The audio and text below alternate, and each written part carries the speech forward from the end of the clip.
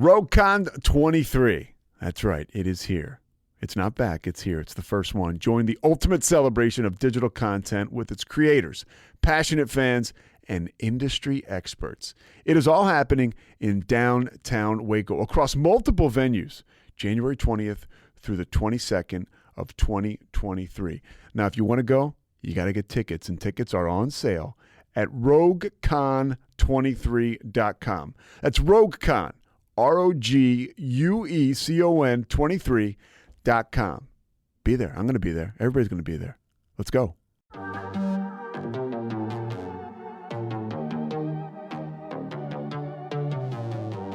Hey, y'all. I'm April. And I'm Caroline. And this is your Bloody Happy Hour. Caroline, are you ready for this? This is your newest guilty pleasure. It's the bloodiest part of your week. Did we say something about it also being happy hour? Show did. Because we about to be sipping on some murder. Bloody Happy Hour. Hey, y'all. This is April. It's Caroline. And we got another serial killer story for you guys. You have probably had the best month of your life so far with the past 2 episodes. Yes. With some serial killers. Yes. Who are pretty popular. Pretty popular. But they the are most legit. popular are yet to come. We are ending very strong. I mean, could you think of a more popular serial killer than today? Or next week? He is worldwide. You can go to Indonesia and they will know who Jeffrey Dahmer is. You're probably right. Yeah.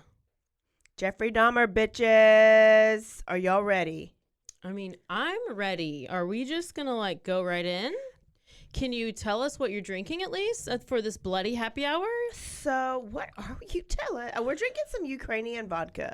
I think that's what it is. We're representing, we stand with Ukraine. That's all we know. We stand with Kim. Kim. Right? Who's Kim. Kim Jong-un? No. Kim Kardashian, who is Ukraine. You didn't even get your You own. meant the China guy.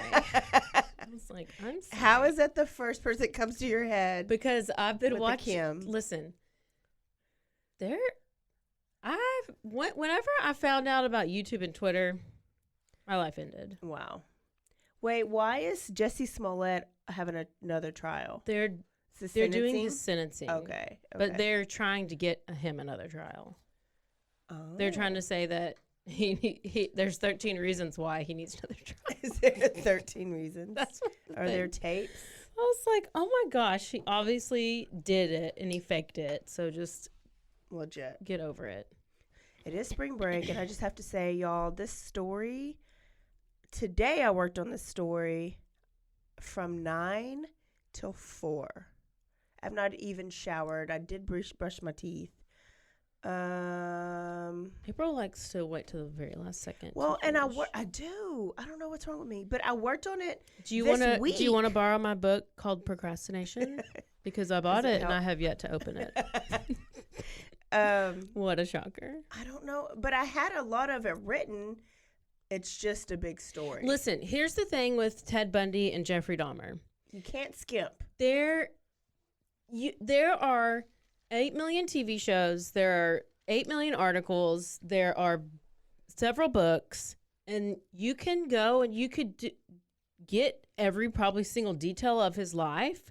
But you can't overwhelm yourself with, because I've already started on the Ted Bundy and I'm like, oh my gosh. It's a lot. Because you hear this one part and you're like, oh, well, that's not accurate. So maybe this is, and then it contradicts whatever. So. Well.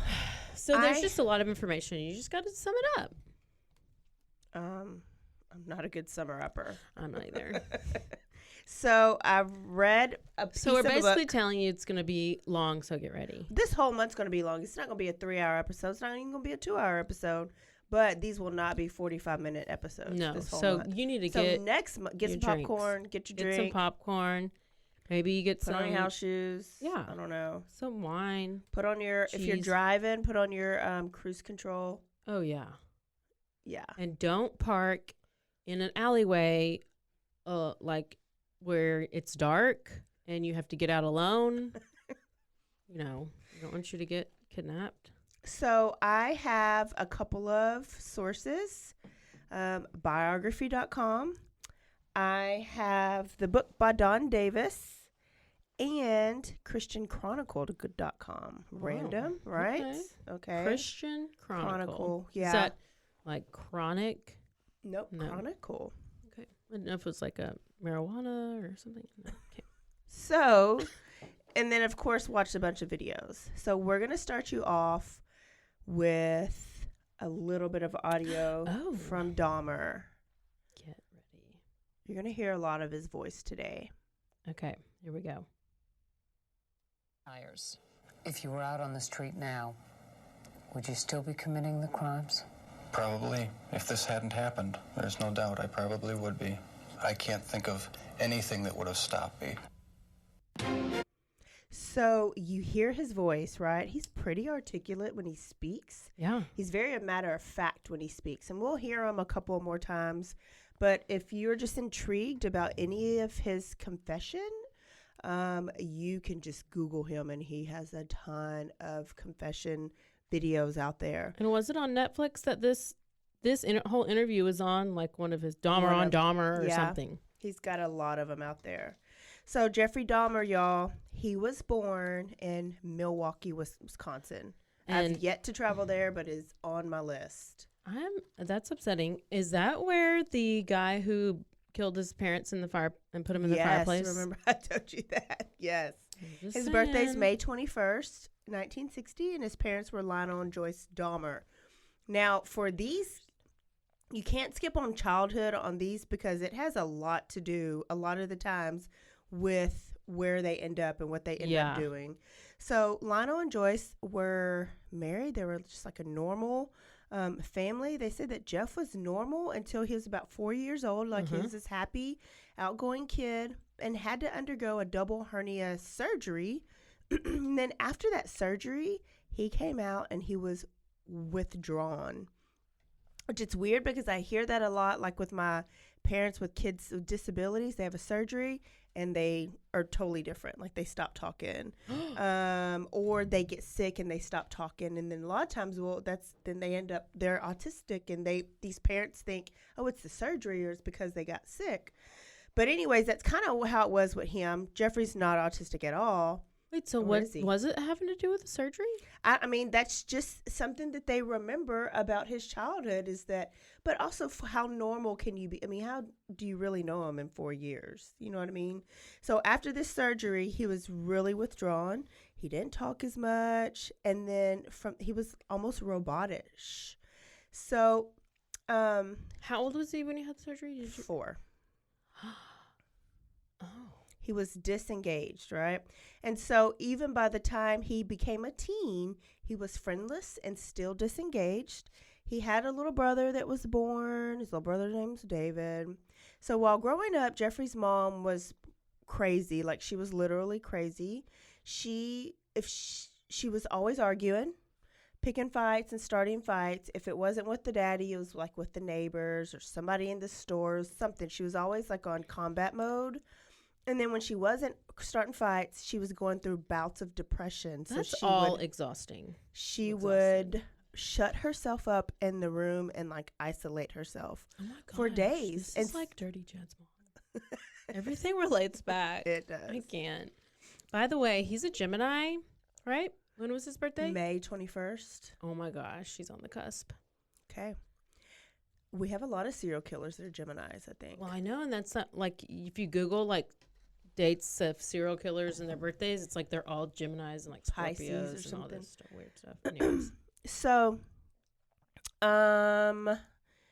okay, so she would like lock herself up in the room. And so just think about that. Like if your mom is either combating or locked up, like you don't really have a mom too much growing up. So he wouldn't get that nurturing from his mom. Did you say it's the only child or not? He's got a little brother named David. Oh, that's right. Yeah. So he was loved, and his parents say he was loved, but just not in a traditional way. So at a very young age, Dahmer becomes obsessed with animals, carcasses, and animal bones. So it starts off with like bugs in a jar. Totally normal, right? Everybody's put a bug in a like jar. mosquitoes. You poked holes. catch the lightning bugs? Lightning bugs? Yeah. I never catched a mosquito. Did you I do mean, that? I meant to say lightning. Yeah, lightning bugs, put them in a jar. He would do like ladybugs. Well, that he graduated to animals. And so, I didn't put no animals in a jar. well, he wanted to know what the animals' insides look like. And so, roadkill, he was pretty amazed by roadkill, so much so that he would carry a bag in his pocket. And when he was walking from school, if he saw a dead raccoon, dead squirrel, he'd pick it up, put it in a bag. No, I've never And really he'd take it wanted to do that. his little science cabin that he had in the back of the house. And so then he wanted to kind of see what was on the insides. And so he would just kind of cut them up just to see what their insides look like. I mean, you're born with this. Then like you're. It's weird. Because who? Yeah. I don't. Maybe you are. So he would cut them up, and then he would save the bones. Like bones were, like he would just save the bones. And then one day at dinner, he asked his dad, "What would happen if I bleached the bones?" Right? Oh, because wasn't his dad like a something? Yes, chemist. I was gonna say yeah. scientist. Oh my gosh, I yeah. can't believe I knew that. So he already had all those things in like jars. The dad did, and then Jeffrey added his own. No, so Jeffrey, like as he's in his teens, he was not interested in anything. So at dinner time, when he's like brings this up, Dad gets like, really excited because yeah. he's like, oh, maybe he likes Wow. chemistry. Yeah. So he goes and he buys him this bleach in these jars, and they kind of do this together. Maybe like another form of hunting. Yeah, maybe he wasn't interested in whatever, but like, oh wow, he's actually interested in what I'm doing. So he kind of fueled this. But he didn't know everything that Jeffrey was actually doing. He didn't know that he was like slicing the animals up and then like killing squirrels in his spare time. So he eventually graduated to cats, but even dogs. Yes. And he killed a neighborhood. I never found if it was a neighborhood dog or his dog, but he decapitated it and put the dog's head on a stick. So in the books, and you can Google this picture and you can see like a dog's skull on a stick in his backyard. Well, that's just not very nice. By the end of junior high, early high school, like Dahmer was already drinking like a pro. Oh. Like it was Thirsty Thursday every day.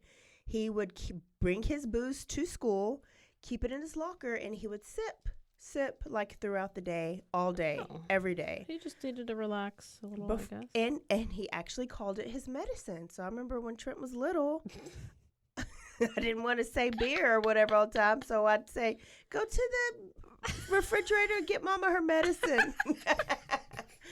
That poor kid's going to be dumber. Oh, I call it hot juice. His grades were average. And he actually ended up joining the band and playing tennis, and he was decent at all of it. And his dad was excited. That does not look like a dog head. Oh, it is. Look at that big old jaw. Okay. Look like a dinosaur head to me, but that's okay. So, a dinosaur head? It did. It looked like a Tyrannosaurus Rex. So, okay, so still in high school, grades are average, like normal kid. He also knew that he was gay early on. Oh. And he didn't really understand this, but he knew that he wasn't fantasizing about girls. He would fantasize about boys. But in his fantasies, the boys were like very submissive, non-responsive. Oh. And then that eventually turned into them being dead. Oh. So he was not fantasizing about live bodies. No. Why would you do that? Fantasizing about dead boys. I mean, that's happened. And he later says that his urges for necrophilia, that is, engaging in sexual acts with a dead body, started at age 14. Okay. This sounds real familiar to the British Jeffrey Dahmer that we talked about a couple episodes ago. Nielsen. Dennis, yeah. started very early age. He would obsess over this jogger that would see run every day. Like, he loved this jogger's physique. He loves quads and like biceps, and that will come back later on. And this jogger would run the same route every Monday, Wednesday, and Friday. So Jeffrey would go to the to the forest and the trees and hide and watch this jogger and sometimes masturbate in the woods. And then he would fantasize about the jogger being in the bed with him, laying flat, and then eventually dead. So by the age 15, he's already planning, like, I want to kill this jogger. So he goes why did he to just the go woods. so extreme all of a sudden? You don't want to have anybody alive, I guess? Okay. No, he doesn't. I It's the know. whole thing. I know. He goes to the forest, and he brings his bat, and he waits for the jogger. And I guess the jogger is sick or decided to go to the bar or something, because he Jogger was show not up. on his schedule. He was off schedule, hell. and thank God he was. And I wonder if, like, the jogger ever put it together that he was the actual jogger. You know, like later on when this all comes out. He kind of comes out of his shell a little bit later in high school, and now he's a class clown. Which, if you watch his videos and watch his demeanor, you can't even see it happening, but he is. And maybe because he's drunk all the time, but he would make, like, random sheep noises. Don't you make a good sheep noise? Do it.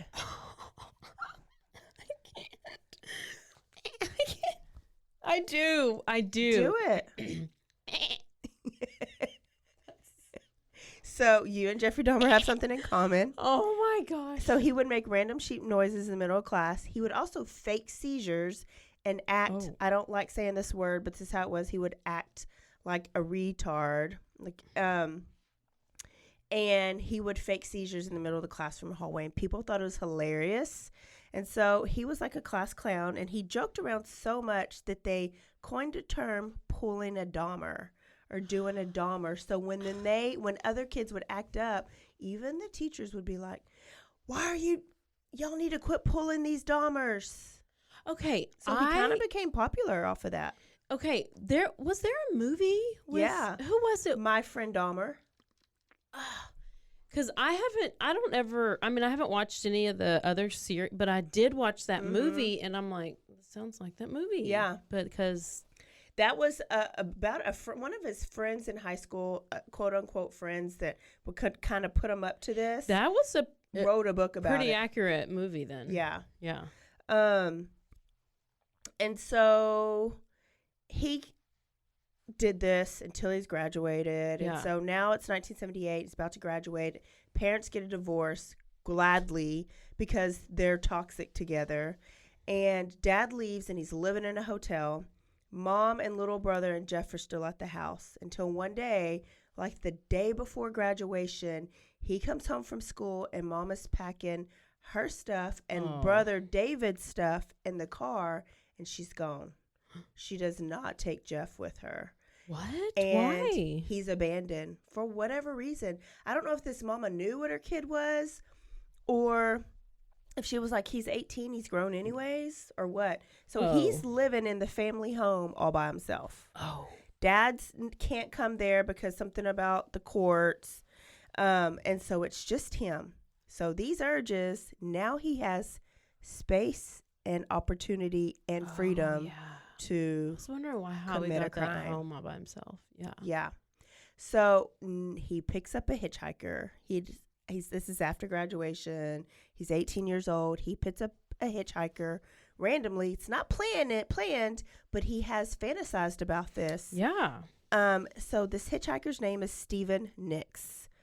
And he pulls over, and Stephen's on his way to a concert, and he says, well, why don't you come with me, have some beer, we'll party before the concert, and then I'll drop you back off. Yeah, that's nice. Okay? Yeah. Well, Stephen's like, for sure. Yeah. It's just so random how they're just so trustworthy back then. Well, you needed a ride. So they go back to the Dahmer family home, which is in Bath, Ohio right now. They're in Ohio. Okay. So they're having beers and they're hanging out, but the concert's about to start. So Stephen has to leave this triggers something in Dahmer like it did Dennis. Oh, it's gonna leave. Somebody's gonna leave him and abandon him. Yes, he's already been abandoned by dad, abandoned by mom and brother, and he's so lonely that he just wants Steven to stay forever, but he can't. Mm-mm. So he grabs a dumbbell and he beats Steven to death with the dumbbell.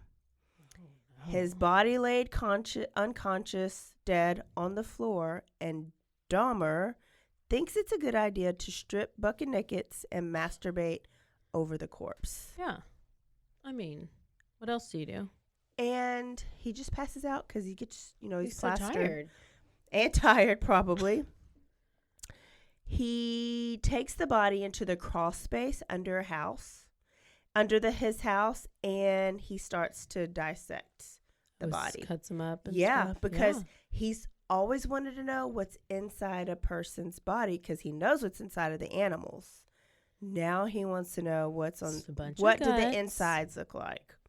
So then he dismembers because he's been practicing on animals.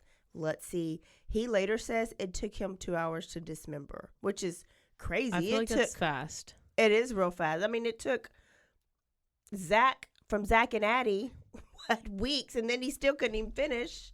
So he must was have had actually some good good. tools. Or some good that his daddy probably bought him. Yeah. So then they're in different body parts, and he grabs them and he puts them in bags and he buries them in different places around the house, which they live on 2 acres. There's a bunch of woods nearby. But he begins to panic because he's like, whoa, some random dog can come and dig it up, and then they're going to find the body. So his science experiments with his dad's kicks in. Really paid And off. he just happens to have some hydrochloric acid in the garage because that's what him and daddy used to dissolve animal carcasses with. Mm-hmm. So he's trying it with humans, and he dissolves it all and then flushes the acid mix down the toilet like Dennis did. Him and Dennis have so much in common. Then he gets a sledgehammer because all he has now are bones. So he gets a sledgehammer and he crushes the bones till they're in little bitty pieces, and that's what he scatters around the yard and the trees and the forest. Oh my gosh. That's a lot of work. That is a lot of work. And it only took 2 hours? I don't Well, think so. No. It took him 2 hours to dismember. dismember.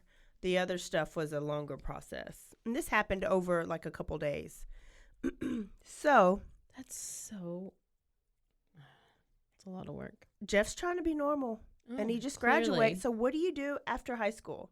You go to college. He goes to Ohio State University, legit college. Legit. He barely gets in, but he gets in, and he's majoring in business. Okay. He's a It Buckeye. lasts for A day. semester. Okay. Flunks out. He's a drunk, never goes to class. No. So his dad's like, take your ass to the army. Don't they always go to the army? They always go to the army or the military. Military, one of the branches. Well, he goes to the army and he starts training as a field medic. Imagine that. He wants to work on bodies, bloody bodies. And he gets moved to West Germany. While he was there, 2 guys accuse him of rape. One guy said that he was repeatedly raping him over 10 months. And another guy says he drugged me and raped me. And so he never really got What? convicted of this, but he was discharged from the military. So they gave him a plane ticket, and they were like, "You're his last check." And they're like, "You got to go." There was also 5 unsolved murders at West Germany What? at the time that he was there, and they involved dismemberment. He never confesses to this.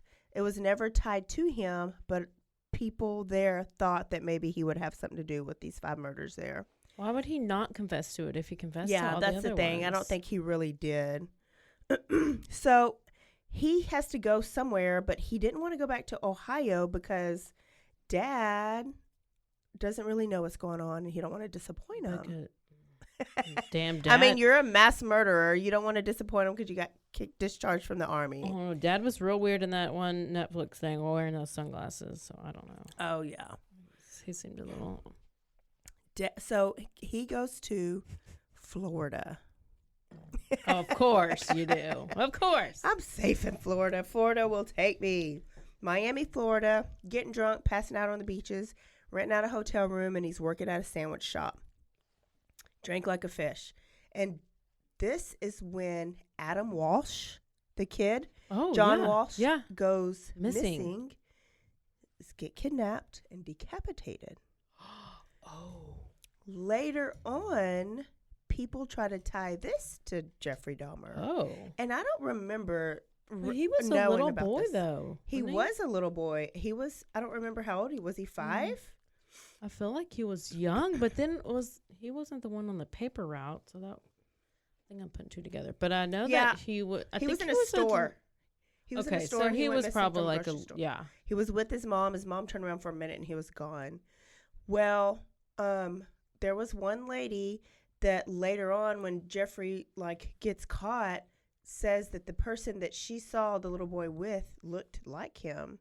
But he never confessed to this. It was never tied to him. I don't know if this murder is solved. I don't think it is. I think that's why he started Unsolved Mysteries and all that. So that's a story for another time. Yeah. So he goes back to Ohio with Dad, and Dad's remarried, and stepmom. And now they notice what a drunk their kid is, or his kid is. And they try to get him to stop drinking and be positive, and they're trying to help him. But he gets arrested for being drunk and disorderly. So they're like, done. You're going to grandma. Why do they send their serial killer kids to the grandma? Everybody goes to the grandmas. Go and kill your grandma. Do they just think that grandma can handle it, and grandma won't put up with your bullshit, and maybe you won't be mean to he wasn't mean to them, he was just drinking. Or maybe I don't know, but they're always sending them to the grandparents, and then they are probably going to kill the grandparents. Well, and he later says, and maybe this is why, that grandma is the only person that he truly felt love for and felt loved by. That's it. That's what the other one said. They love their grandma or grandpa. Ed Kemper, and then who was the other one who loved his grandpa? At the beach. Tiramisu. Oh, Daniel Nielsen, and then remember Tiramisu Masaki. Yes. Sutomo. Yes, Sutomo Sasaki. He loved his grandpa. Remember, ate his ashes. Oh, wow. Something about those grandparents. Okay, so he's horny, right? But he don't really have anybody to... He didn't have anybody dead to... Yeah, there's nobody dead around, so he tries other things. Yeah, he what? Goes to the bar, and if he meets men and he takes them home, of course he drugs them. Oh, yeah. But if that didn't work out, he would go to bathhouses, which I guess is like a brothel. It's for men. So you just go in there and you're going to have sex with somebody. I don't know if you pay. I don't know. I don't know. I'm picturing baths everywhere. Does Mike know? Okay. Well, it worked for him because he would sleep with a lot of men there. And a lot of them lived to tell us about it because they would say that he would get pissed if they moved, if they spoke, or if they reacted too much. He wanted them still, like a dead body. Bathhouses serve as a gathering place, an invitation to connect in a setting where sensual absorption replaces small talk. What? So it's a steamer. It's like a big ass sauna, like you see on TV. What? He just ended up having sex with people there. Okay. So then later on, he starts to drug these guys at the bathhouses. Oh my gosh. He would drug them and then he would rape them. And this happened to 12 different guys before they figured out it was Dahmer. And then when they figured it out, he was kicked out of the bathhouses. He was not allowed to come anymore. But they didn't call the police. They didn't say this guy's drugging and raping us. Well, he wasn't pulling a Bill Cosby. Big guy. Was he? He was big. He wasn't. He wasn't Kemper big, but he was 6'4". And he was broad. Was he strong or something? Did these guys couldn't get away? They were passed out. He drugged them. Oh. Okay. Yeah. But in the bathhouse. Okay. That's why yeah, so just like he will give them the drink, they pass out. That's why I think it's a little something sketchy. It's like these massage parlors, but there's other shit going on. Yeah. So then he gets arrested because he decides to show his wee-wee at the state fair in front of a bunch of kids and their mamas, right? Pee Wee Herman. And then about this time, Grandma finds a male blow-up doll in one of his closets, and she pops it and throws it out. Uh-oh. So you see, like, he's tried to find ways for his urges. Get a doll. They can't touch you. They can't react. Screw the doll. Have sex with men, but don't let them move, right? Yeah. But all these got taken away. Dolls in the trash, kicked out of the bathhouses. So these urges get bigger. And he gets desperate, and he's like, I'm just going to go to a graveyard, and I'm going to dig up a corpse. And, I don't have to kill anybody. I'll just get a dead body, and I'll just screw that. Yeah. So he gets all his tools, and he goes to the graveyard, and it's so, like, hard. Like, he doesn't even, like, it doesn't last at all. And it's 6 so he feet. can't get a corpse. You got to go all the way down. And Yeah. then you have the Then you have to pull out. casket. Yes, it's, I don't know. And then it's Ed probably Gein bones. did it, right? Or maggots. No, that protects them, right? The coffin? Yeah, it protects them. Or the casket? What's it Yeah, called?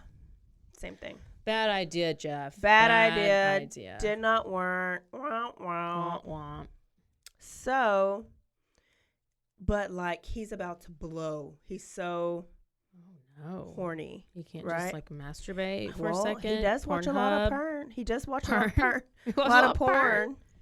He says later, It just but I doesn't guess do it doesn't work. Yeah. No. So he goes to a park where there's some 12-year-old boys, pulls down his Okay. pants, and he masturbates right in front of them. And of course, they're like, what the hell? Tell their parents, call the police. He gets arrested for indecent exposure. But he tells them, Jeffrey's very good with his words and very convincing. Remember on your episode, you said that they don't have anxiety, so he's not nervous. He's very calm in all these interactions that he has with the cops. He says, I was peeing, and I had no idea they were there. I guess he just wiggled it too. Yeah. I must have just wiggled it way too many Yeah, times, and they thought I was masturbating. So the popos dropped his charge to disorderly conduct. And so he had like a $50 fine and had to go to mandatory counseling. Okay. Good luck. That's interesting. That counseling was very helpful, I guess. Oh, he didn't go to your same counselor? No, probably the one I had before. So now he's finally found a job. He's been unemployed and living off grandma for 2 years. And so he finds And a you job. know grandma don't have any money. No, not at all. She's probably just getting her retirement or Yeah, disability. and she's having to pay for your shit, and you're over here He's getting in trouble, and all you want to do is get drunk and a watch winner. porn And watch porn and play and with dolls. Yeah, blow-ups. Blow up dolls. Well, he gets a job at the famous Ambrosia chocolate factory, and he will have this and keep this job through the rest of the podcast. This is where the Jeffrey Dahmer works. Oh. But he's still living with his grandma.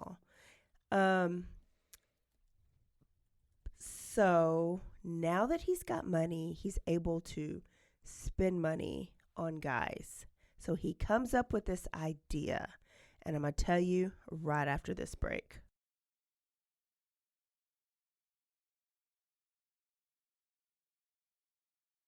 So he goes back. He goes to a bar, and he's kind of hanging around gay bars a little bit now. Yeah. So he meets a guy named Stephen Tuomi, and he's buying drinks for Stephen. Stephen's from Michigan, and he's got all his new chocolate money. So he suggested that him and Stephen go get a hotel together, because you can't take him to grandma's house, right? Nope. So they go to a hotel to go spend some quality time. Yeah. And the privacy. And according to Dahmer, which he's been very truthful, is that he wasn't doing this to murder him. He was trying to kind of be normal. His plan was to drug him and rape him, but not murder him. Yeah. Okay? Normal. I mean, logical, right? Yeah. So, Friday night. but he blacked out, and when he woke up the next morning, Stephen was dead, bloody, What? and he had no recollection of what actually happened to Stephen. What? Did he drug himself too? Oh, he just blacks out too much. Oh, he got too drunk. Yes. My gosh, he had to have been on something else. How you get that blackout? Oh, Oh, yes. you've never blacked out? I don't, not with from drinking. Where you wake up and you don't remember everything from the night before? Oh, I mean, I don't know. Is that blackout? That's what a blackout is. So he blacked out and he didn't remember what happened. Obviously, he whooped Stephen's ass and Stephen died. So he leaves very quietly and calmly, and he goes to the store and he gets a big old suitcase. And this is how he gets Stephen out of the hotel. And guess what? You're supposed to carry suitcases in hotel rooms, so nobody's even questioning. He takes Stephen back to his grandma's basement and has sex with Stephen's body repeatedly. This is Jeffrey's dream. Like, this is his preferred state because he's still warm. He don't like them when they get cold. And Like they're not very stiff. he spends, he don't want them No. stiff. And so he spends the next couple hours masturbating and dismembering the corpse. So, and I know. I I know. He removes the head and the arms and the legs from the body, and he fillets the flesh from the body into small little cuts. Okay. I think he puts them in acid. He took the bones and he smashed them with his sledgehammer until they're just little bitty pieces. He puts the flesh into trash bags, and he kept his head, Kemper, for 2 additional weeks. First, he tried to boil the head. He's trying to get all the meat off the head because he's obsessed with the skull. So he boils it in bleach, boils it in acid. Oh, sometimes he tries detergent and bleach. Like, he's just doing these science experiments on these people's bodies. Oh my gosh. Uses the skull for sexual gratification multiple times. The skull or the skull. So I don't think he did like Kemper did, and actually like Kemper would use the mouth. I think him just having the skull satisfied him sexually. So he was probably masturbating with the skull in his hand or on top of this. I just picture that for 5 seconds. Let me take a drink. My throat's doing so good. I know. You're probably going to have an attack here in 5 seconds. I will. Probably will. Okay. So he eventually smashes the skull after he has it for 2 weeks and to gets rid of it. Stephen's remains were never found. So his family was just missing him until Jeffrey Dahmer later gets caught and tells them. His dormant period between the first Stephen and the second Stephen was 9 years, which is a pretty long dormant period. Yeah, he don't have one of those anymore. His next victim is 14 years old James Doxtator. Dahmer, now that he has money, he makes $8.75. He pays him to ask him to come take nude pics. I'll pay you $50, which usually is going rate. I'll pay you $50, and people just agreed to this. Yeah, I'll come and I'll take nude pics for you for $50. So he gets there, he drugs him, and he strangles him. He has sex with his body, dismembers him as well. After he leaves, he dismembers him after he has the body there for a week. So he's just spending a week with the body, talking to it. Dennis.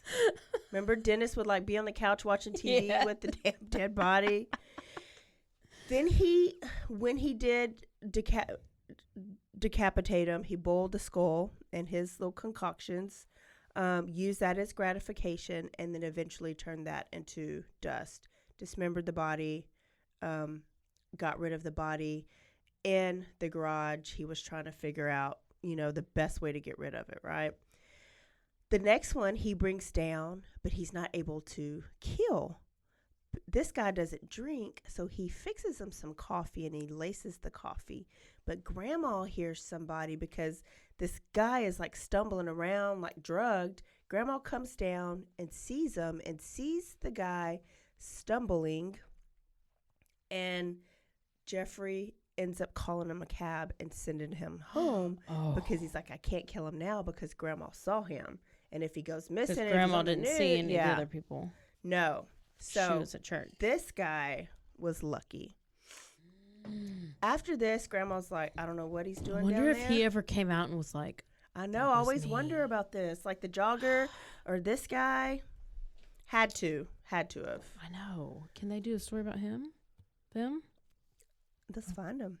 Okay. So Grandma's like, you got to go. My house smells like dead people. And I don't know what you're doing. That's just Drunk how all the old time. people's houses smell. You're grown up. Like, you got to go.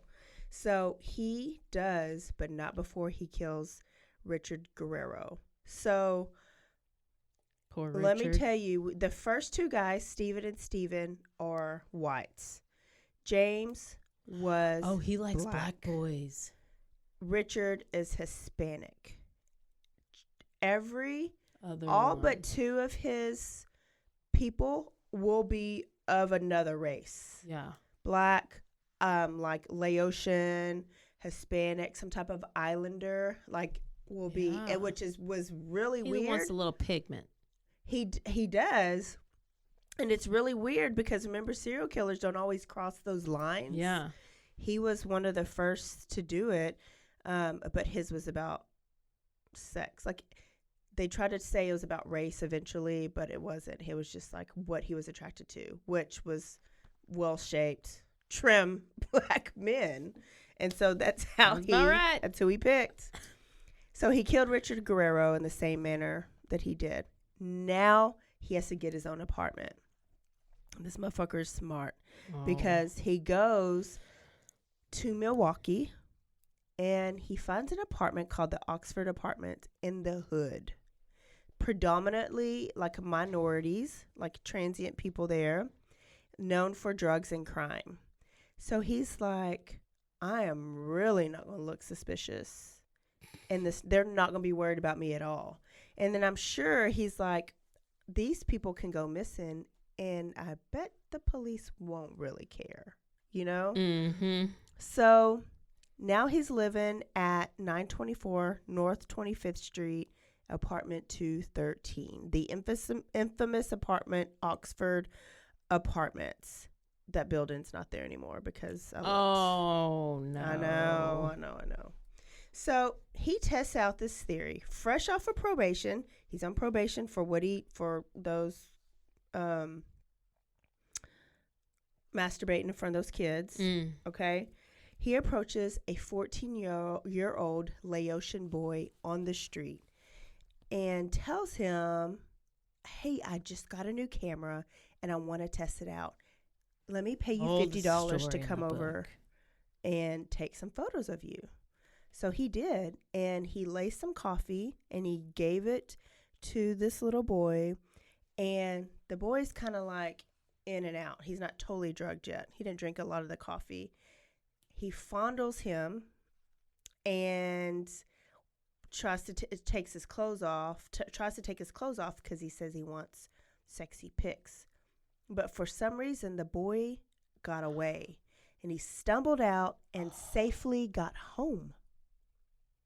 Yep, I know which one you're thinking about. So we're not there yet. Okay. So he safely got home, and it's weird that Jeff just let him leave, right? Mm-hmm. So when he gets home, he tells his mom what happened, so Dahmer gets arrested, and he's charged with second-degree sexual assault and enticing a child for immoral purposes.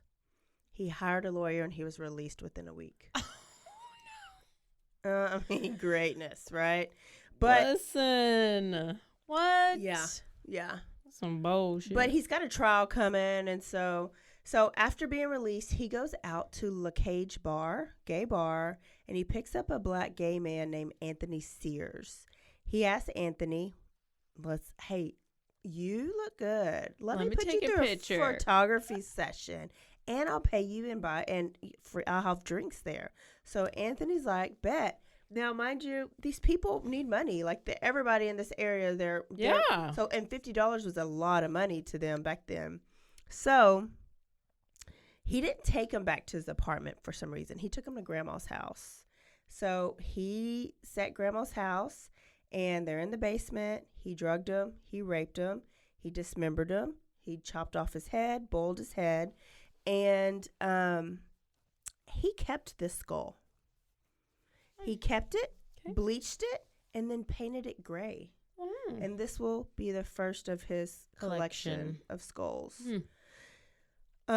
He later told us that he would have full conversations with the heads of the victims, and he kept the skulls as a reminder of his kill. Well, that's nice. RogueCon 23. That's right. It is here. It's not back. It's here. It's the first one. Join the ultimate celebration of digital content with its creators, passionate fans, and industry experts. It is all happening in downtown Waco across multiple venues, January 20th through the 22nd of 2023.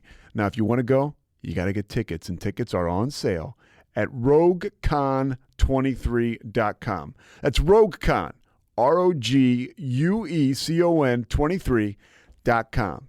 Be there. I'm going to be there. Everybody's going to be there. Let's go.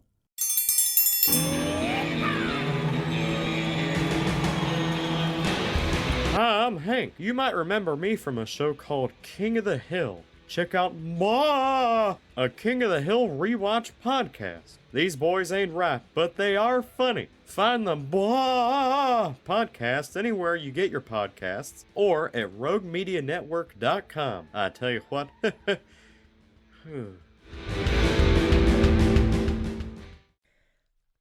Nice little trophy. Now it's time to be sentenced for kidnapping that little boy, right? Mm-hmm. So he was sentenced. He got 3 years in prison that was later reduced to 1 year, and he only served 10 months of it. And he was on a work release program. So he got to leave every day to go to work. So basically, he didn't go to jail. He basically didn't go to jail. He had to spend the night in jail cell. Oh, my gosh. He got 5 years when was on this work release program. So he was able to keep his apartment and his job at the chocolate factory this whole time. Win. He's winning. Wow. Right? He's not even trying to win. Like, he's like, no, they're it's just letting him privilege. win. It's just happening. It's just like easy. It's just easy for him. So now his daddy's kind of second guessing. Like Lionel actually writes a letter to the lawyer and to the judge. And he is like, please do not release him. He needs help. He needs an alcohol, whatever, agency, rehab facility. More than that, he Lionel. needs counseling. I'm afraid of what can happen if he gets out. Oh, hell. He's out. They don't even care. Why don't they listen to the parent? Well, the parent's sometimes crazy, but still. Yeah. I think they just had bigger fish to fry. Oh, did they? I mean. In their head, they thought they had what? Yeah. So he's on probation. He has his first probation meeting with his probation officer. And 3 days after that, he runs into another good-looking gay black guy named Eddie Smith. He's at the bar. Per his probation rules, he is 1, not to engage in any sexual acts, and 2, he is not supposed to drink or be in any drinking establishment. Okay. So Eddie's in town, staying with a family member because the gay pride parade is coming up. Oh, and he told his sister, I'm going to go out just for a little bit, but I'll be back early because I got to get up. The parade's tomorrow. Parade is tomorrow. LGBTQ plus QRA plus IAPK. APK. And he filed. Okay, so he didn't come back. And Wait, is he living in Florida? no, he's back. He's in Milwaukee. Oh, he's back at his in Milwaukee. apartment. Yeah. Okay. He had moved to Ohio with his parents, and then he was Ohio with his grandma. Now he's got his own apartment in Milwaukee.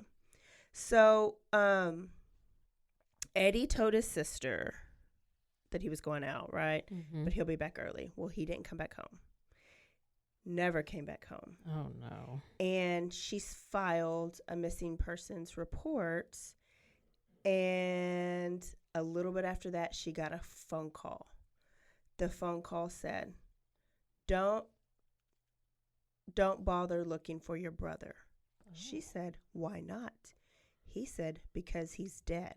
Oh. She said, how do you know that? He said, because I killed her. Him. And hung up. What? Now he's calling people? I didn't remember this either. I had no idea. And so he actually calls multiple family members of several victims.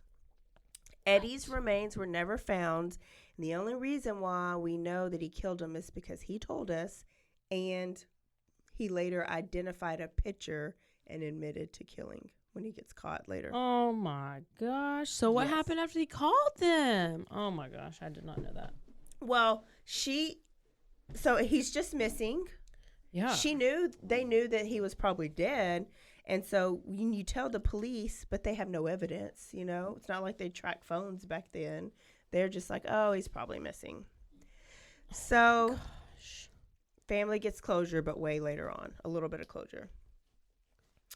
Okay, so now he's moved on to a 15-year-old boy, and I guess he thinks this boy needs more money. So he offers him $200 to come back to his apartment to take some pics.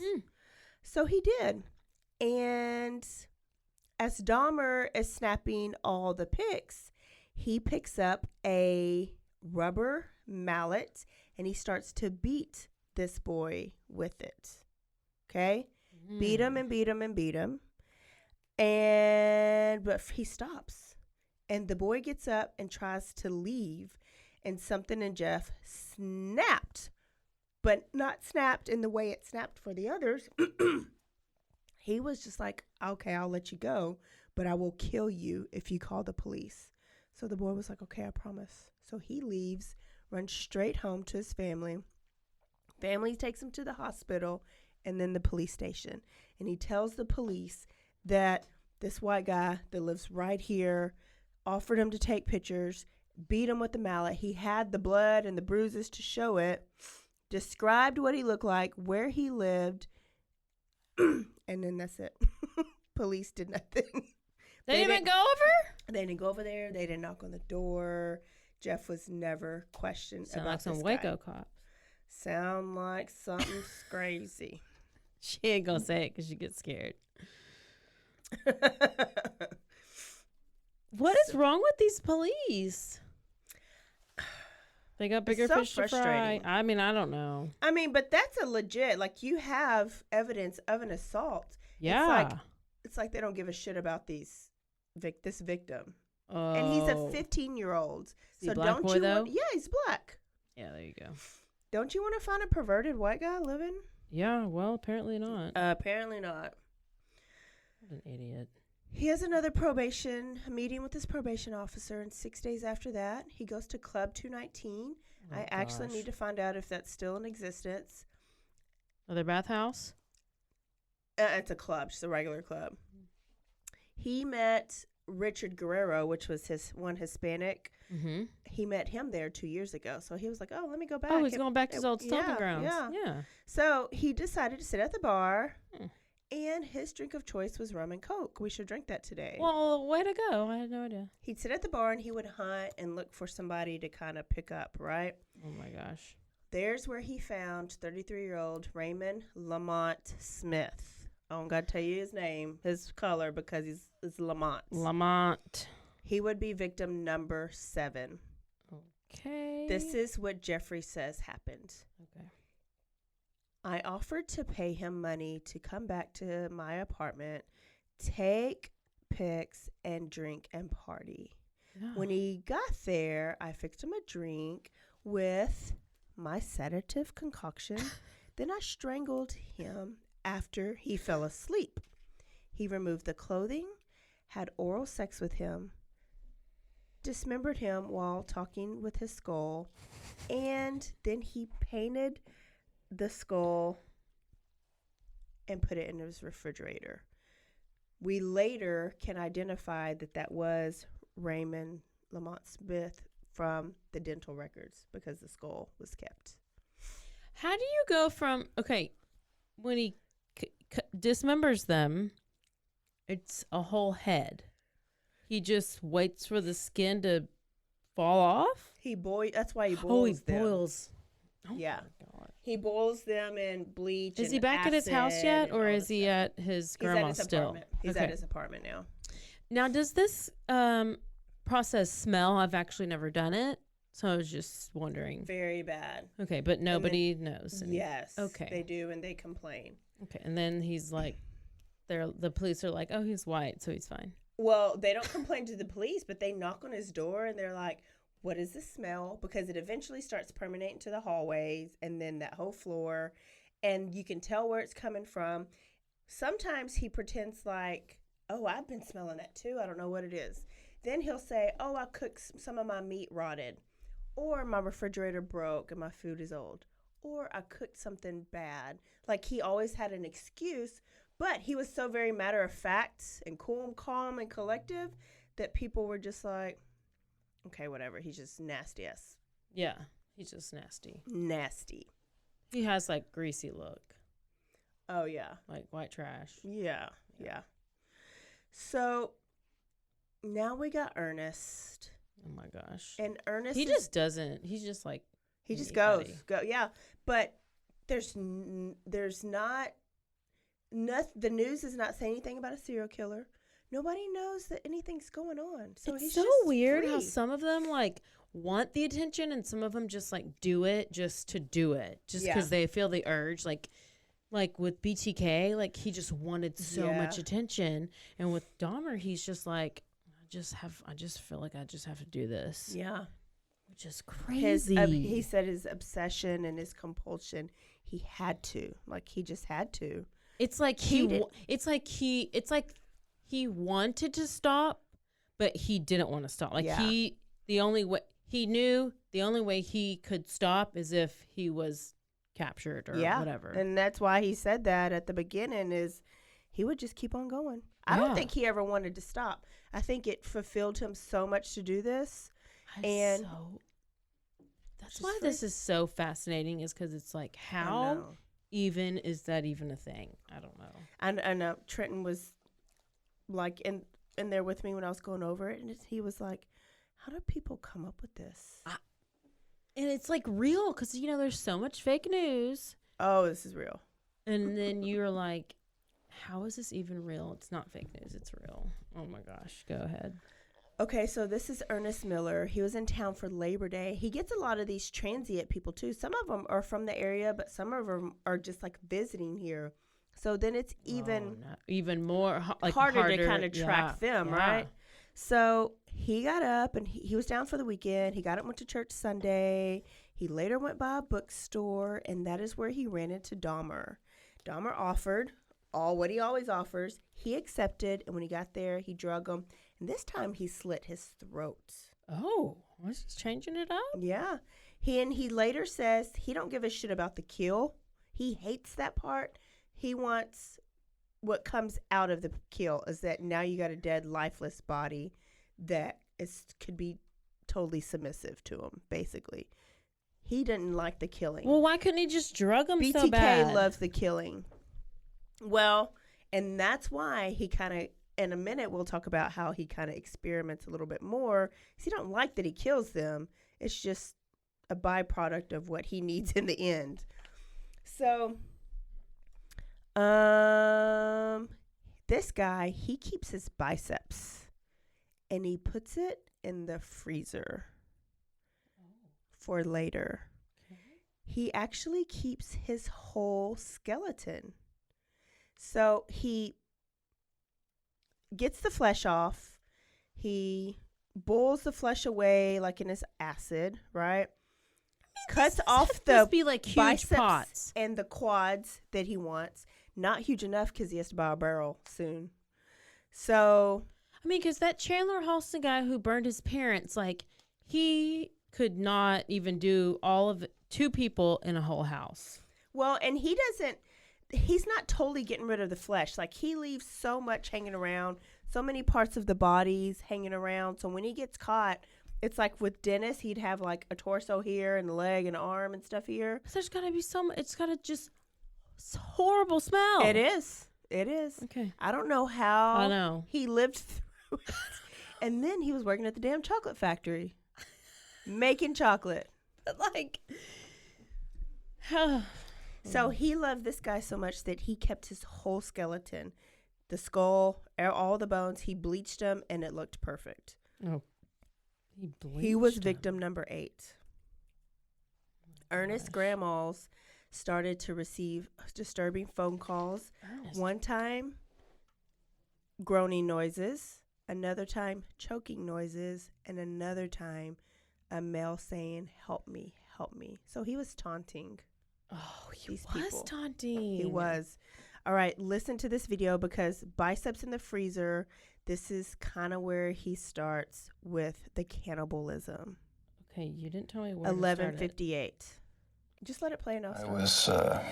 was branching out. That's when the cannibalism started. Eating of the heart and the arm muscle. It was a way of making me feel that they were a part of me. At first it was just curiosity, and then it became compulsive. Then I tried to... What did he try to do? Let's go to the next part. It was compulsive. And what did he say? By him eating them, made them a part of him. And then they could never leave him. He is now a cannibal. Well, that's good. He's graduated. He's graduated. I'm glad he a stepped little up bit. his game. I was getting a little bored with him. So neighbors, right? Neighbors are like, what the hell's going on in And this like, apartment? it smells like asshole. It stinks. Then they would randomly like hear a damn buzzsaw at all hours of the day and night because it's him sawing them. I was about to He would say. hear thumps and bumps, and it's probably him dragging parts of the body around because they didn't fight. Like, there was never a struggle. And then he would be yelling and cursing. So was he doing this when he was talking to the head, or was he drunk and like belligerent and doing this? All of the above. We don't ever know. Probably all of it. All of the above. And then, like I said, the excuses for the smell. Like, he had every excuse in the book. Oh my. Like what? He farted? No, spoiled meat. Oh. The refrigerator broke. Refrigerator broke. He didn't shower. Cooked He had something that mold didn't in turn the out right. Department. Apartment. Oh my gosh. So, Dahmer, like, is in the middle, like, in his prime right now, right? Yeah. He's really feeling He's himself. like about, I mean, he's got all his new friends that are just all these skulls in his refrigerator. So he's kept how many skulls at this point? So I don't know how many skulls he has, but he just finished his 8th victim. We're on number 9, David Thomas. Okay. His remains. Okay, so he picked up David and brought him home. But then when he got there, he was like, oh, I'm not really attracted to him. Oh, But I'm sure you'll be attracted to his skull because they all look the same. Or do they? yeah, I'm sure they do. Well, maybe they don't. And he didn't want to kill him, but he had already drugged him. And he was like, I can't let him go because he's going to be pissed and he might tell on me. So he ends up killing him, but he did not rape or masturbate or do any kind of oral sex on his. And neither did he save his flesh or his bones, or he did not eat him. What did he do with him? He Put him down the trash chute? just disintegrated him. Melted him in the acid? Oh my gosh. He took a 5-month hiatus after this one. And 'Cause he had was- such a bad taste in his mouth about it because he was like, it was a Literally. waste. Because remember, he don't like killing. He only liked killing when he got Apparently. something out of it. And he didn't get anything out of this. I mean, he's logical. Did I tell you his IQ Yeah, he's was very 145? logical. He sounds very logical. 145. He's just as smart as Kemper. He sounds so logical. He is kind of a genius. So he's on a hiatus. Just kind of. What does he do? Just go to the chocolate factory, Yeah. come home, watch porn, smell his horrible smelling apartment, check out his skulls, masturbate on their skulls, talk to the skulls. Yep. I mean, he was living his best life. best sober life right now.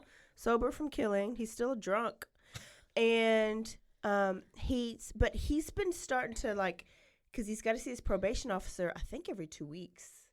And he starts confiding in his probation officer. I would love to be his probation officer because they have to confide in you.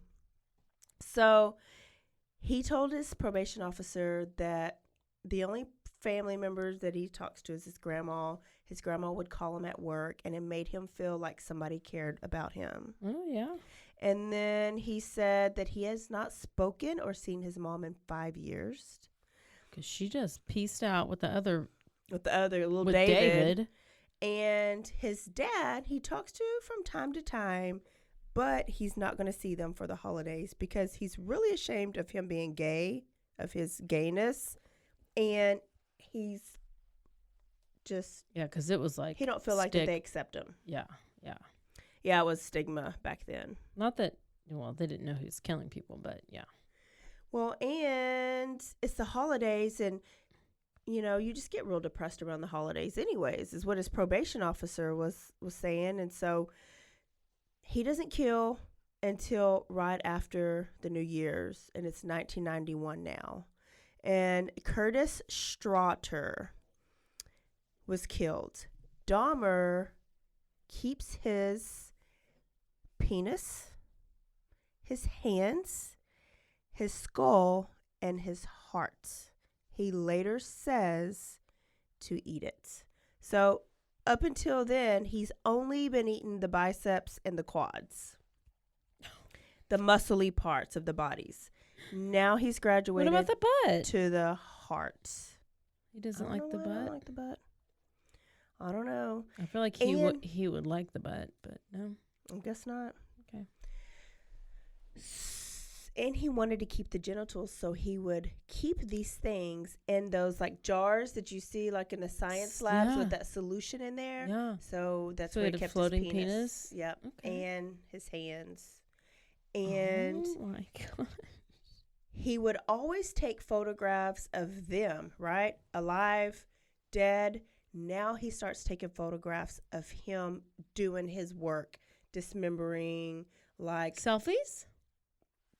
Selfies before selfies. BTK selfies. Yes. Yes. Selfies before selfies. And of the finished product, the skull in the pot boiling and then the skull afterwards. He was documenting this because he was going back to it. Oh my gosh. He later says he was keeping these skulls because he wanted to make a shrine, a little shelf worship kind of area where he can go and have quiet zen. Yeah, he wanted to decorate. That's why he was painting them different colors. Well, he's artistic. And he later says a memoriam of Yeah, he's thinking about him. He's, as April. he used to be my favorite, but I don't know anymore. Yeah, why you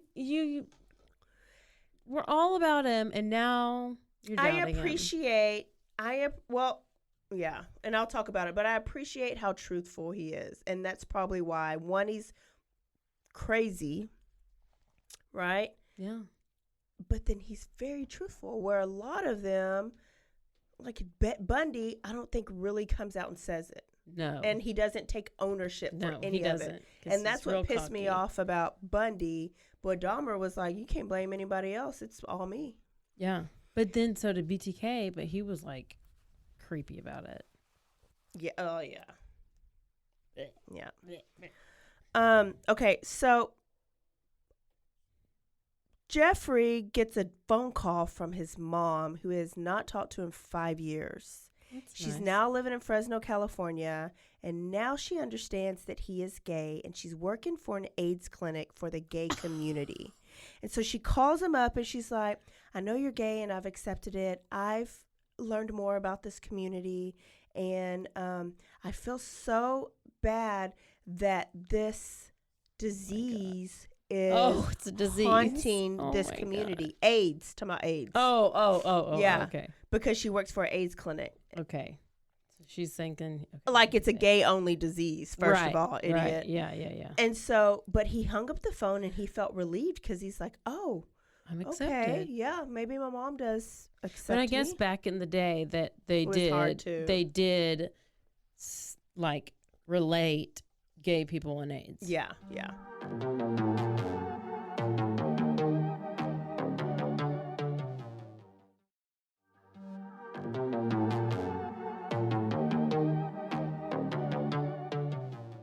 Okay, so after that phone call from his mom, he felt relieved, but this did something to him where he kills 7 more people in the next 3 months. That's like he would, overkill. And a lot of them were in 1 month. So Errol Lindsay is when his killing game kind of steps up a little bit even more. Errol Lindsay is victim number 11. He was a member of the choir at a local Baptist church. When he kills him, he starts to experiment with lobotomizing him, and he's about to tell it. So he would drill a hole in the head, and he would pour different things into their brain. He's trying to make a human zombie. He tells us it's on 12:15. Should be right there because that's where we ended.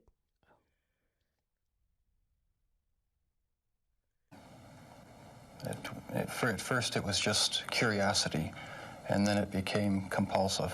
Then I tried to keep the person alive by inducing a zombie-like state. By injecting first dilute acid solution into their brain or hot water, and it never did completely work. Could someone like you? It never did completely work. Oopsie. He was lobotomizing them in his mind. And he tried multiple things. But with this one, he was putting hydrochloric acid in the brain. Ultimately still killed them, right? But he wanted them to not be dead. He wanted them to be alive, Comatose. but zombified, comatose. But Errol actually woke up after he had drilled him and poured the hydrochloric acid into his brain. He popped up and asked what time it was, according to Jeffrey Dahmer, and said, I have a headache. So Jeffrey drugged him again, strangled him, and then cut off his head. Oh. But he kept the body because they wanted to preserve the body. He was like, well, I don't have to get rid of the body if I could preserve it. So he put it on ice. He put salt on it, and ultimately had to get rid of the body too. Oops. His next guy, which makes me doubt, later on he talks about how kind of sorry he seems to be for it. Mm-hmm. But he goes after a member of the deaf and mute community named Tony Hughes. He lived actually in a state hospital, but he was in town visiting, met him at Club 19. They couldn't have a conversation, but Dahmer wrote on a napkin, Oh my God. come back to my apartment and I'll pay you or whatever. And he came. And he left, so he killed him, and he left his body in the bedroom for a while. He was real special. He liked him. And so he would sleep next to his body for the next little bit. He didn't cut him up. He didn't dismember him. He didn't do anything. This next victim is very controversial. This is Conorak. He's a 14-year-old Laotian boy. He was a soccer player in high school. He decided to skip practice. I don't know why, but he did. He wanted to take a bus downtown to check out Grand Avenue. Well, guess who else was checking out Grand Avenue that day? Jeffrey. And Dahmer liked what he saw. But let me tell you about Conorak. Conorak is the younger brother of the first Laotian boy that he is on probation for when he drugged him and fondled him. And remember, he got away and ran away. Mm-hmm. So can you imagine, like, this family runs into Jeffrey Dahmer twice? No. Both your kids? Mm-mm. Well, Jeffrey gets this boy in his apartment the same way he got the brother, paying for freaking pictures. So he goes to his apartment, right? He makes him a drink with his concoction, and he's already in his underwear because he was taking those pictures, right? So he was in his whitey tighties and passes out on the couch. Jeff gives him oral sex, and he takes him to the bed, lays him in the bed next to the deaf person, and he rapes him. And then he goes to get a beer, and he's out of beer. All skulls, Oh, no beer. Oh, no. So he leaves to go to the store to get some beer. And on his way back is when he sees Conorak naked, blood coming from his anus, and there's 3 women that have him and stopped him. And they call 911. And here's a little bit of that 911 call. Well, That did you first just one. say blood coming from its anus? Yes. Okay, well, that's where the AIDS comes out of. Right here? The first 911, the first link that I sent you. Oh.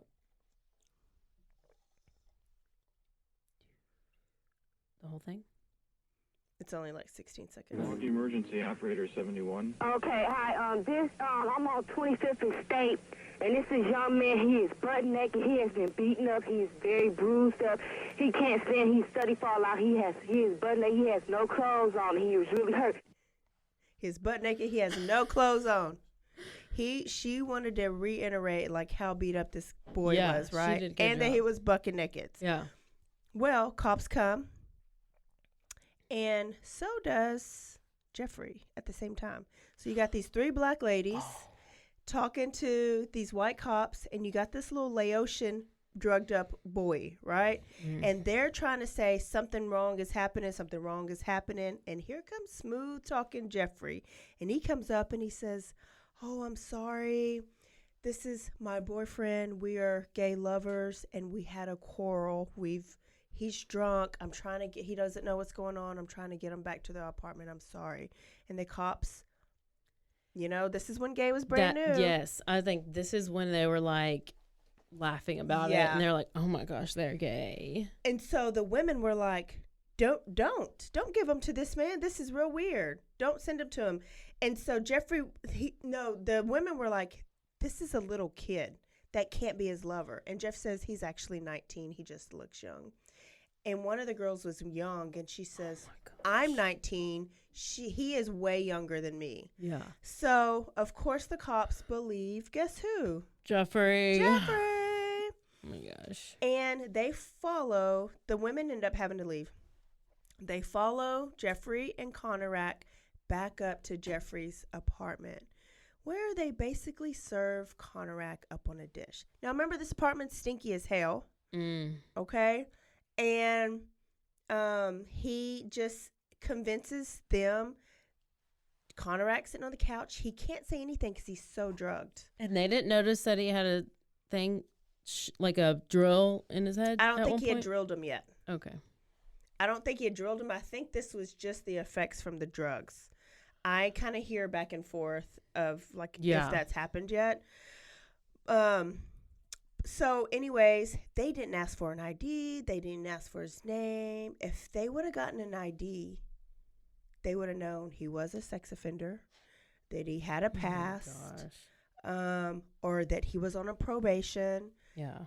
These cops were later fired when they found out that Connor, they were not lovers. They called it in as a Lovers quarrel. squabble between two homosexuals. And they laughed about They it. laughed about it Mhm. and made fun. Later on, people were like, "Did you not smell the dead people?" And they were like, "Well, you know, every gay person's house that I've been to, there is a weird smell. And I'm just not surprised what I see anymore at a gay person's." Oh yes, my it was gosh. ridiculous. They were fired, but they later got their job back, Of course they did. like within a year. But had they done their job, like a little bit of their job, 4 more people would not have died. Wow. The next victim was a 20-year-old. That's Matt Turner. His organs were kept in the freezer to eat later on. Jeremiah Weinberger was 23. He was victim 15. He actually got to live for a long time. They spent the whole Saturday together. Saturday night, they had sex. They had oral sex. They were drinking. Were having fun. With them They alive? were cuddling Wow. with him alive. Yeah, big step for Jeffrey. Oh. The next Sunday, he got up and said, "Oh, it's getting late. I gotta go." Oh, he was leaving him, so then he had to kill him, so he'd So stay. Jeff was like, Yep. "Oh, we'll just have one more drink." This is just like Nielsen. It just like Nielsen. Have one more drink before you go. So he made him a drink. He tried to make him into a human zombie, but this time he injected boiling water into his temple, into his brain. He was like, "Well, the hydrochloric acid didn't work. Let me try boiling water." And didn't work. He had to kill him anyway, so he chops him up, put his head in the freezer with the others. So he looks around and he's like, "Oh, my apartment's getting full. Like there's body parts everywhere, there's skulls everywhere." So he gets a big barrel of hydrochloric acid. How do you get this to your apartment? Couldn't tell you. Where do you buy it? Home Don't Depot? know. I guess. And he has these torsos in the refrigerator that he's having to get rid of. So instead of just doing a little bit here and there on the stove, he gets a big barrel. So those are slowly being disintegrated. Oh my gosh. Oliver Lacey they go back, they do a back rub with each other. Lacey passes out. He has sex with his warm body. It's his favorite time to do it. And this time he injects chloroform into his brain. Chloroform. Cuts out his heart, puts his head in the freezer. He says he was eating the heart for dinner later on. So he loves these heads so much, he actually has one that he takes to work with him in his bag every day. And he puts A it skull? in his locker. Yeah. Okay. He describes it as a mummified head. Remember? So I had not to the look. skull. Oh, Yeah. I know what that looks like, so I had to Google it. A mummified head. And it makes him feel powerful. Yeah. And it makes him feel like they are with him even when he's at work. Yeah, that's sweet. Look at the common denominator of how lonely Kemper was, how lonely Dennis Nielsen was. Who else? And then how lonely Jeffrey Dahmer is to drive them to do these weird things with dead people. I mean, Loneliness I get and friendless lonely, is a but big deal. I don't get that lonely. No. I just do my puzzles.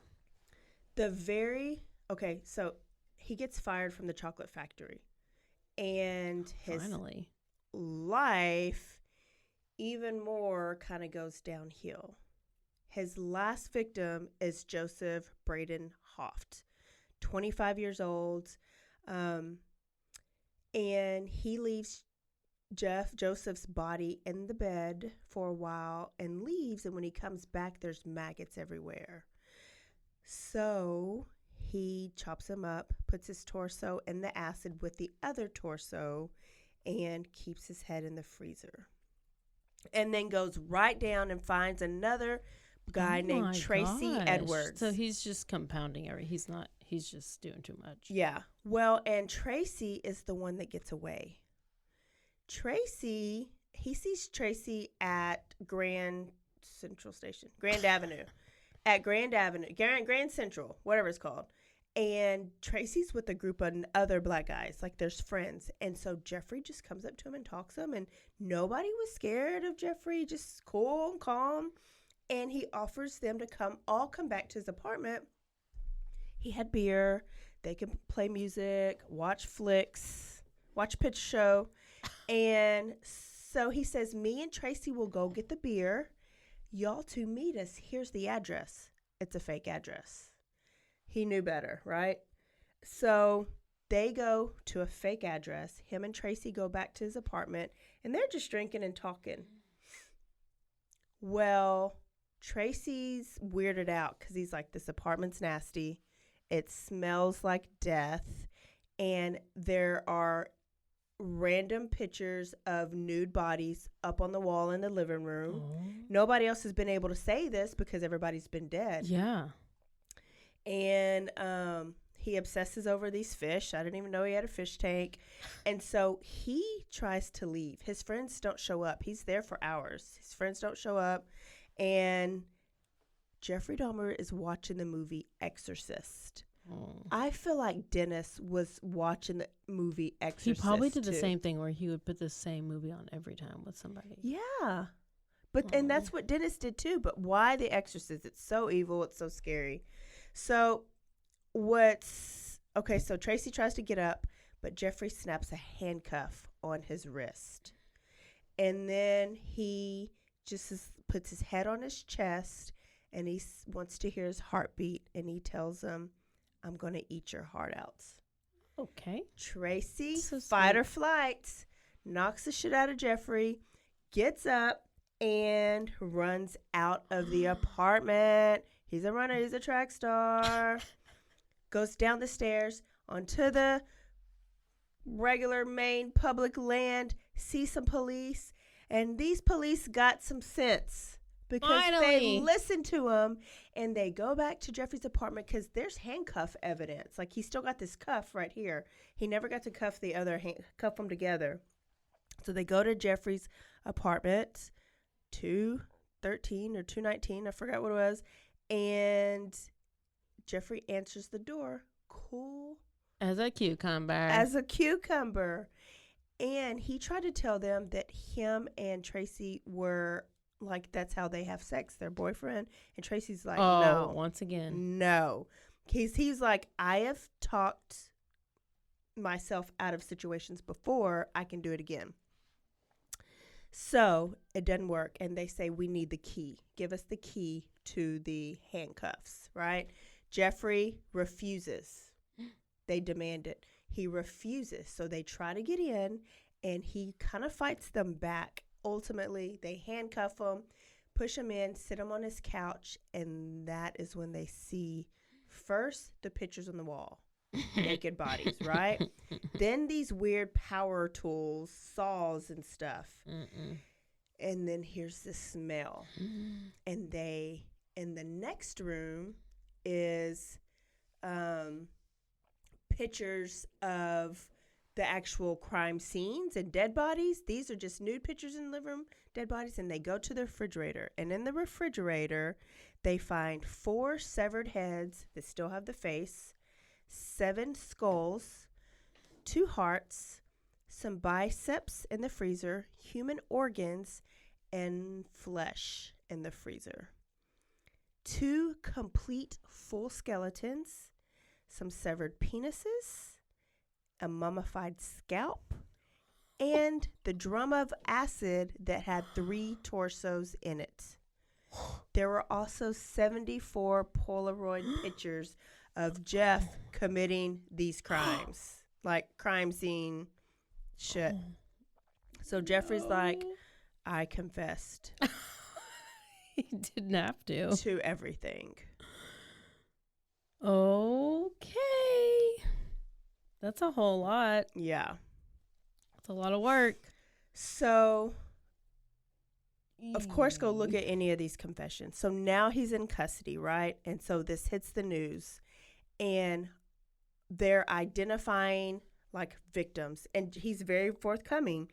First, they can identify with all the teeth and the skulls, right? But they only find 15 body part, of 15 people. They can connect 15 people, and he killed 17. So he ended up having to tell them about the others. 10 of them were black. So there was so much racial tension. They were not only pissed at Jeff, they were pissed at the cops, because they were like, how did y'all let 10 black men go missing, and there's the cops, nobody knows about it. Nobody looked for them. Nothing. Because there's missing person reports out. They didn't want to listen to the family. Because it was so bad, they had bulletproof glass around Dahmer in the courtroom during his trial. What? And for some reason, there was only one black person on the jury, which is supposed to be a jury of your peers. So that was a big deal for a while. Both Dahmer's parents, those pictures are horrible.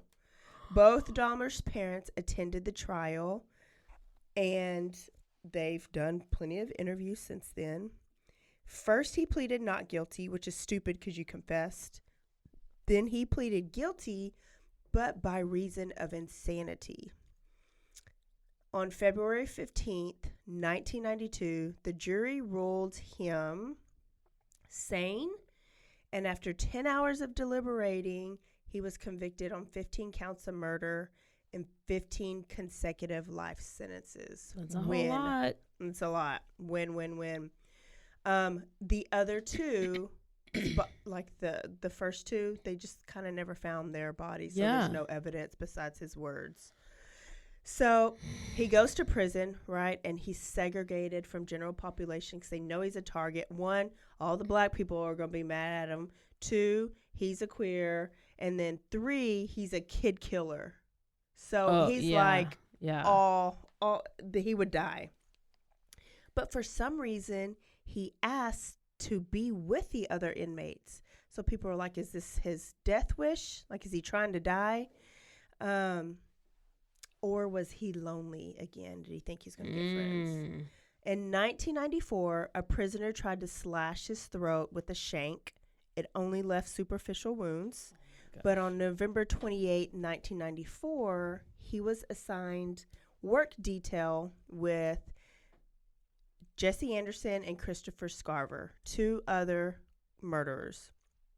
For some reason, the security guard just left, and Scarver beat both of them with a barbell. Remember his first dumbbell kill? Yeah, with a dumbbell. His first kill was with a dumbbell. And like, you just happen to have that in your cell. Right. And so it was actually the barbell, like that you bench press. So you can't hide that. Oh, hell no. So the cop knew, and he later says that the cop knew, was paid to leave him alone. Jeff was dead within an hour, and Anderson died days later. So he killed both of them. Dahmer was cremated, and his ashes were split between each parent. Wonder what they did with those. Dad ended up writing a book called A Father's Story. He's still alive, and Mom died of cancer in 2000. Brother David is no longer David Dahmer. He changed his name, wanted to have nothing to do with Jeffrey and Jeffrey's life. And like, we don't know where he is. We don't know what his new last name is. He wants to stay hidden, as he should. Okay. Everything in his apartment, his estate, was left to the victims' families. Oh, that's nice. What, really? Well, but think about it. It was worth a lot of money. So first they were going to auction it off. The skulls? Well, the skulls were evidence, but like the pictures? What? People would pay money for Jeffrey Dahmer's TV.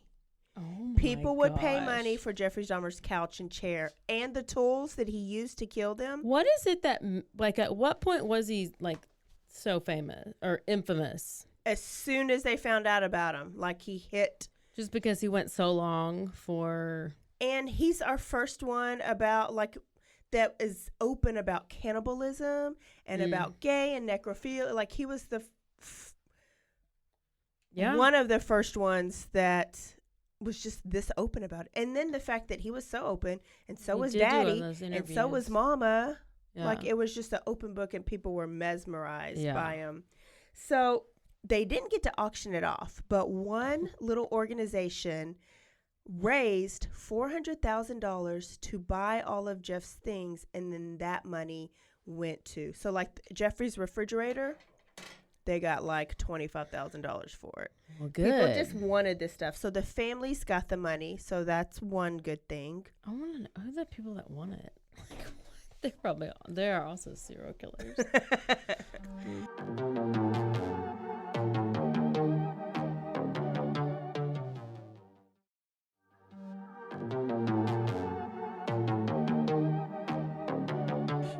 Jeffrey Dahmer's childhood home in Bath, Ohio, where he made his first kill, was on the market for years. Never really got to sell. Somebody finally sold it and rented it out for $8,000 a week, and it rented. Oh my! People crazy. I would get up. I know. I would do it in a second. Brother, okay. This is how I have to end, and I want to know your thoughts on this. Remember I said I had a thing from a Christian Chronicle? Yeah. Okay. Chronicles. Christian Chronicle. Okay, so there's a guy named Kurt Booth. Uh-huh. He was a minister in Oklahoma, and he watched one of Jeffrey's confession videos. And Jeffrey stated somewhere in there that he just wanted some peace about what he did. Mm-hmm. So this minister, who used to be in prison, turned his life around. He ministers to prisons, and he has baptized and saved over 1,000 inmates. He said to himself, I know somebody who can give you peace, Jesus. So he mails with a stamp, a Bible and some journals to Jeffrey Dahmer. Mm-hmm. Right? Mm-hmm. And some like things that you fill out, like little Bible studies. Jeffrey read the Bible a couple times while he was in prison. And he replied back to Kurt and said, thank you, and answered some of the questions, that was in like this little journal thing that he sent. And so they corresponded for a while. He would go visit him. They would have Bible study. They would write back and forth. Jeffrey wanted to get baptized. He never knew anything about the Bible, and he found out in the Bible, if you get baptized and if you confess your sins, yes. Oh, he's trying to get cleansed. So he says, there's nowhere to baptize me here. So a local church allowed for Jeffrey to come in and get baptized there. After being saved, one of his letters, he said, I don't know if you heard, but last Sunday I was attacked while I was in the chapel. Some guy tried to cut my throat open with a razor, but it didn't succeed. The razor broke, and my neck was only slightly scratched. I believe that it was the only protective grace of our great Lord and Savior, Jesus Christ, that saved me from serious injury or death.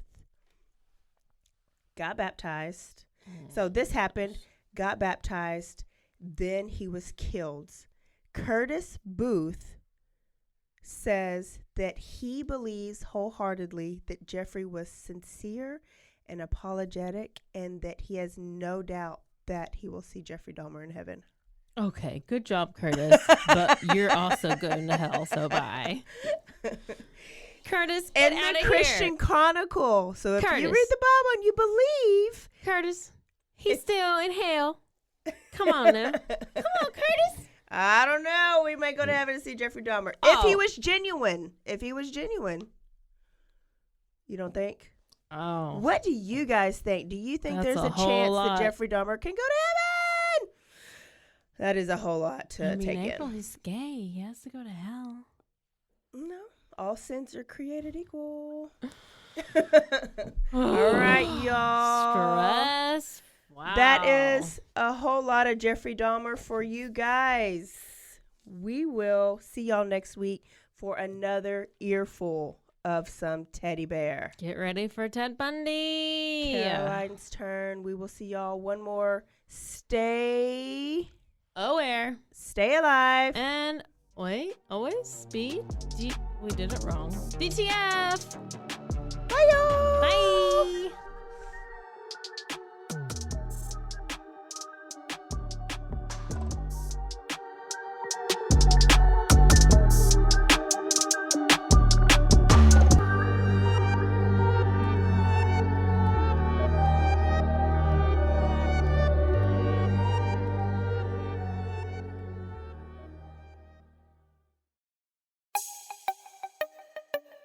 This has been a Rogue Media podcast.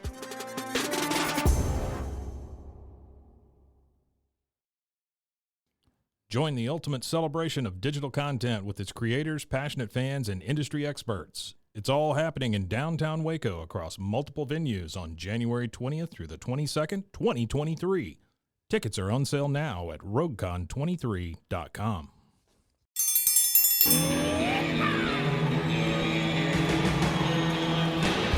Hi, I'm Hank. You might remember me from a show called King of the Hill. Check out a King of the Hill rewatch podcast. These boys ain't rap, but they are funny. Find the podcast anywhere you get your podcasts or at roguemedianetwork.com. I tell you what.